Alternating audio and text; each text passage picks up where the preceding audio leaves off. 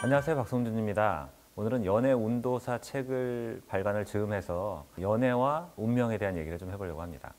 2022년 이민년은 아직 오진 않았어요. 왜냐하면 띠가 바뀌는 해는 보통 양력으로 2월 4일 입춘의 즈음에서 바뀌기 때문에 2월 4일에 특정 절입 시간을 넘었을 때 이민년이 온다고 볼 수 있고요. 이민년은 범의 해입니다. 그래서 범띠, 호랑이띠의 해고, 운이 바뀔 때를 주변에서 어떤 일들이 벌어지는지를 자세히 좀 살펴보시면 좋을 것 같은데요. 특히 12월 22일 즈음의 동지부터 2월 4일 입춘이 되는 사이에는 여러 가지 일들이 변하는, 운이 바뀌는 시기거든요. 이럴 때 특히 사람과의 관계에서는 악연과 멀어지는 경우도 있고 좋은 인연을 만나는 경우도 있고, 또 경우에 따라서는 좋은 인연과 멀어지고 악연과 관계가 더 맺어지는 경우도 있어요. 그래서 모든 일에는 운에도 전조 증상이 있기 때문에 좋은 일이 있는 것들이 연거푸 일어난다거나 나쁜 일들이나 사고가 일어난다면 내 운의 변화는 어떻게 흘러가는지에 대해서 조금 주의 깊게 주변을 살펴볼 필요는 있을 것 같습니다. 그런 의미로 2월 4일 입춘은 좀 의미가 있는 것 같아요. 연애운이라는 게 결국은 자신의 타고난 기질과 성향에 맞는 누군가를 찾는 거거든요. 우리는 어떤 사람을 만나게 되면 좀 불편하기도 하고, 어떤 사람은 많은 것을 퍼주어도 더 주고 싶은 사람이 있고, 또 어떤 이는 준 것도 없이 미운 사람도 있거든요. 이런 관계라는 것은 이제껏 살아온 경험치를 가지고 판단하게 되는 것이기 때문에 내가 누군가를 만날 때는 제일 중요한 것은 편안함과 안정감이라고 생각이 들고, 자신의 감정이 요동치거나 불편한 것들을 사랑이라는 감정으로 오해하시면서 좋지 않은 인연을 만나고 그 굴레에서 늪처럼 빠져서 헤어나지 못하는 경우들이 종종 있는 것 같은데, 그런 사랑을 지향하시기보다는 자신의 타고난 기질과 성향을 알아서 내 성향을 조금 보완하고 일생을 행복하고 안정감을 가지고 살 수 있는 인연에 대한 고민들을 좀 해보셨으면 좋겠습니다. 사람을 만날 때는 나의 기질과 성향이 중요하고 상대방의 성격도 중요하다고 볼 수가 있는데요. 나의 타고난 기질을 가지고 너무 애쓰지 않고 상대방을 바라볼 수 있을 때, 그리고 상대방도 너무 애쓰지 않고 나의 기질을 받아들일 수 있는 관계가 가장 좋다고 얘기할 수 있을 것 같아요. 만약에 자기 주장이 굉장히 강하고 남자를 쥐고 잡고 흔들어야지 만족하는 성향을 가진 여자분이라면, 남자의 성향은 절대로 마초적이거나 권위적이거나 지배욕이 강한 사람은 좀 맞지 않는 거거든요. 이런 경우에는 남자는 자식같이 여자를 바라봐서 뭔가 여자가 원한다면 해주려고 한다거나 애처가적인 기질이 있다거나, 아니면 타고나기를 공처가로 태어나서 아내가 무섭거나 여자친구가 무서워서 잡혀 사는 팔자로 태어났다면 그런 기질이 맞다고 볼 수 있는 거거든요. 그러니까 여자가 바라보는 남편 자리, 남자가 바라보는 처자리가 중요하니까 이것들이 맞는지를 체크해 보는 것은 중요하다고 볼 수 있을 것 같아요. 우리가 누군가를 만날 때 이런 얘기들을 하는 경우를 들은 적이 있는데, 별로 좋지 않은 사람이지만 나에게는 잘해주는 사람이 좋다, 뭐 이렇게 얘기하는 분들도 계시잖아요. 근데 저는 그 얘기는 동의할 수 없는 것 같아요. 기본적으로 괜찮은 사람이 나에게 조금 더 괜찮을 때, 그런 사람을 판단해 보는 게 중요한 거니까, 만약에 얼굴을 봤을 때도 인상이, 첫인상도 관상에서 굉장히 중요하다고 볼 수 있는데, 너무 모질거나 악독하거나 탁하거나 더럽다거나 이런 인상을 가진 사람을 굳이 내 갖고 온 인연으로 둘 필요는 없는 거니까, 기본적인 성향이 괜찮고 인생을 바라보고 있는 태도도 안정적이고 자신의 일에 정성을 다하는 그런 마음가짐을 가진 사람, 그리고 그 사람이 내 인생에 들어왔을 때 서로 상생할 수 있고 성장할 수 있을 때 좋은 인연이라고 얘기할 수 있을 것 같습니다.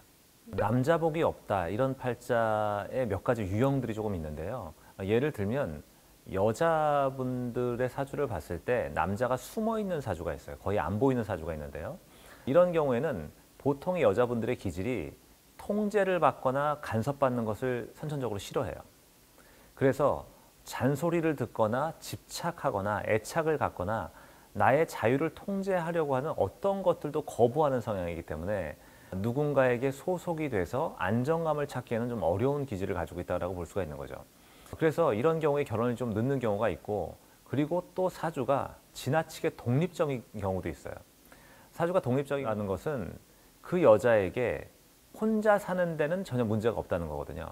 그래서 성취를 하고 여자에게 뭔가 해주려고 하는 의지를 가진 남자가 그런 여자에게 들어올 확률이 조금 상대적으로 적다고 볼 수 있어요.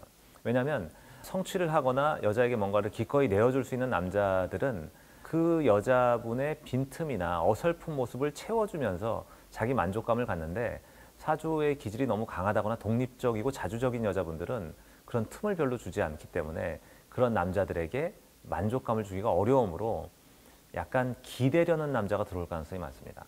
경제적으로 기대고 아니면 정신적으로 의지하려고 하는 남자가 들어올 확률이 많은데, 그렇게 만나게 되면 조금 고단할 수가 있기 때문에 내 성향이 너무 독립적이지 않은지, 통제나 간섭을 선천적으로 너무 싫어하는 것은 아닌지에 대한 고민을 해보실 필요가 있고요.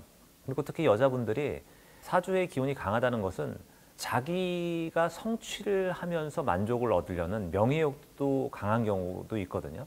그런 경우에는 남자나 자식의 명예를 통해서 자신의 명예욕을 채울 수 없기 때문에 스스로 성장하려고 하므로, 스스로 성장하는데 시간이 좀 많이 걸리잖아요. 그렇기 때문에 결혼이 늦어지는 경우들이 종종 있습니다. 그래서 여자분들이 자주적이고 독립적이고 스스로 알아서 모든 것을 다 하는 기질들은 어떻게 보면 남자가 들어올 틈이 좀 없다고도 볼 수 있으니까, 예를 들면 굳이 차 문은 내가 다 열어야 되는 것은 아니거든요. 데이트를 할 때는 차 문을 열어줄 정도의 틈은 조금 주시거나 그런 여유를 주셔서 상대방도 좀 들어올 수 있는 공간을 주시는 게 좋지 않나 이런 생각이 좀 듭니다.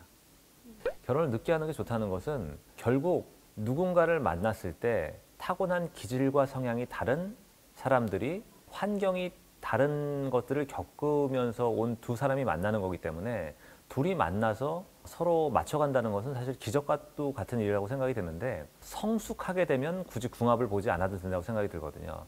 제일 중요한 것은 자신의 성향과 타인의 성향을 알면 변화할 수 있고, 기질을 넘어서는 성숙함이 있다면 달라질 수 있는 거기 때문에 성숙하려는 노력이 필요한데, 그 성숙함은 사실 책을 많이 읽고 뭐 멘토를 만난다고 하더라도 20, 30대 초반에는 잘 생기기가 어렵거든요. 세월의 풍파를 맞아서 삐딱해지는 사람도 있지만, 세월의 풍파를 맞으면서 겸손해지고 겸허해지면서 성장하는 사람들도 있는데, 그런 성장과 성숙이 된 후에 누군가를 만났을 때 그 사람을 내가 품을 수가 있다는 거예요. 그러니까 어떤 남자는 처자리를 바라볼 때 내가 많은 것을 해주고 챙겨주려는 의식이 있는 사람도 있지만, 결국은 내가 여자를 바라보고 있는 태도도 중요하니까 내가 기꺼이 책임질 수 있는지, 또는 내가 같이 동반자로 서로 만들어 가려고 하는 기질인지, 아니면 심리적으로 이해하려고 하는 기질인지를 남자건 여자건 좀 생각해 볼 필요는 있는 것 같습니다.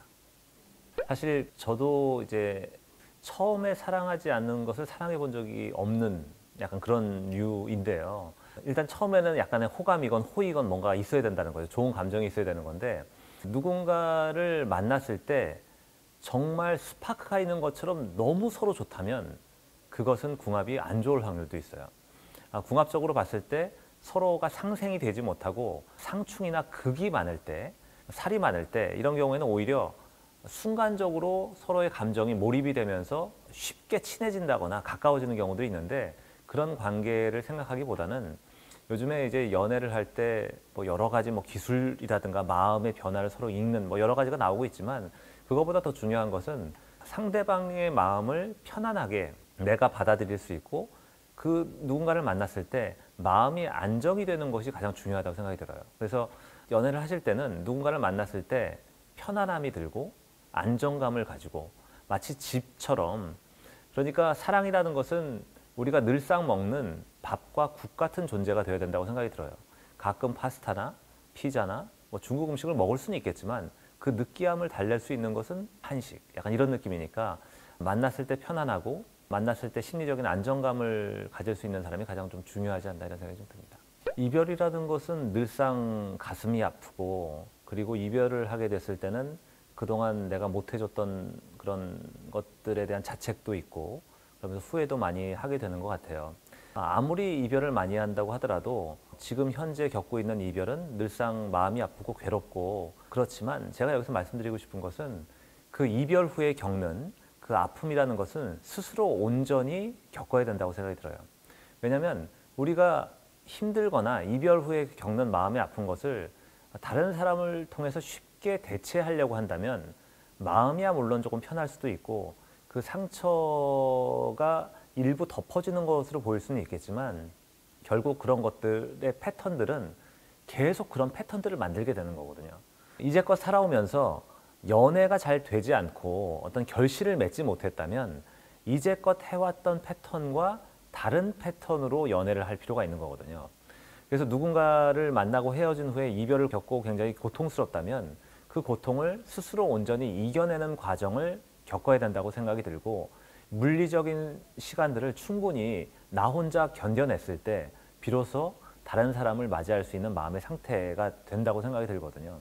그래서 그때그때 이별의 아픔을 이기기 위해서 새로운 사람을 만나는 것들은 어떻게 보면 좋아 보일 수 있고 내가 편안할 수는 있겠지만 멀리 본다면 본인에게도 상처가 고스란히 남고 그 연애의 안 좋은 패턴들로 관성대로 흘러가기가 쉽기 때문에 조금 지양해야 되지 않나 이런 생각이 좀 듭니다. 연애를 통해서 겪었던 그 사람과의 관계, 했던 말들과 행동들 또는 가치관들, 세상을 보는 관점들은 그 사람에게 고스란히 남아서 그 사람 인생에 영향을 미친다고 생각이 들거든요. 그렇기 때문에 우리는 제가 생각하기에는 그 숱한 천한 사랑에는 발을 들이지 말고 적어도 운명적인 사랑은 없을 수 있지만 운명적인 사랑을 꿈꾸는 누군가와 연애를 하는 꿈을 꾸시면 좋겠다는 생각을 좀 하고 있습니다. 그리고 지금 누군가와 헤어져서 마음이 아프다는 것은 결국은 나도 괜찮은 사람이기 때문에 마음이 아픈 거거든요. 그러니까 지금 사랑 때문에 괴로워하고 있고 또는 이별 때문에 아파하고 있는 분들은 내가 그만큼 충분히 사랑을 했고 그 사랑에 몰입을 했기 때문에 겪고 있는 과정이니까 그 과정에 대해서 너무 고통스러워한다기보다는 잘 지나갈 수 있는 시간이 필요한 거니까 충분히 그 과정을 음미하셨으면 좋겠어요. 그리고 그 음미하는 과정을 통해서 성장을 할 거고 성숙해진다면 또 다른 사랑도 기꺼이 맞이할 수 있을 거라는 생각이 듭니다.